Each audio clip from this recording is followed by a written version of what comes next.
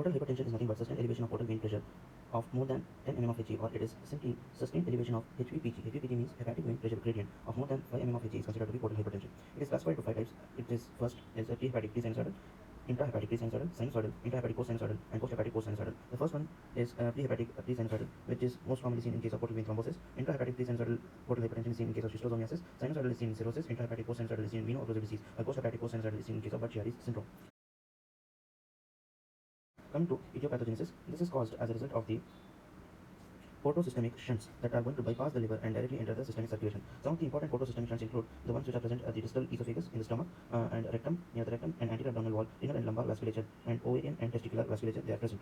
Coming to signs and symptoms, the most important cardinal feature of portal hypertension is the presence of splenomegaly. It is also called as congestive splenomegaly, and due to this, it is going to give rise to thrombocytopenia, leukopenia, and there will be presence of fetor hepaticus because of the mercaptans directly passing to the lungs, bypassing the liver, is going to give rise to fetor hepaticus. The second important sign is the presence of caput medicine, where there is flow of veins towards the umbilicus.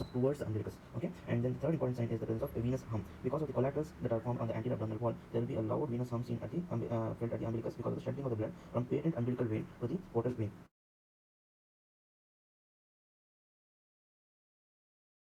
Coming to diagnosing this condition of portal hypertension, the diagnosis is mainly clinical in nature, but for confirmation, we can do what is called as esophagogastroscopy or endoscopy can be done, in which the characteristic cherry red spots or point nickel sign is going to be seen. And this is going to suggest that if there is presence of these cherry red spots on endoscopy, it suggests there is an imminent variceal rupture is present.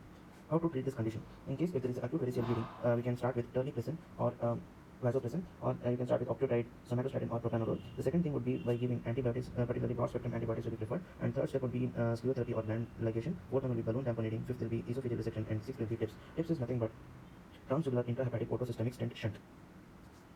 Coming to primary prevention of portal hypertension, it is done by giving beta blockers, particularly propranolol and nadolol will be very helpful. For secondary prevention, beta blockers and TIPS can be done, and if there is an emergency variceal bleeding, if it takes place, that is if there is a variceal rupture is going to take place, what has to be done is, first thing, you have to resuscitate the patient by hydrating him with IV fluids, and then PPI should be given and lactulose should be given. Lactulose because to prevent hepatic encephalopathy. Some general measures include correction of the anemia, nutritional supplements, and blood transfusion has to be done. Specifically, for the treatment of the emergency portal hypertension, you have to prevent the esophageal varices from bleeding out, and you have to treat the ascites, and hepatic encephalopathy has to be treated.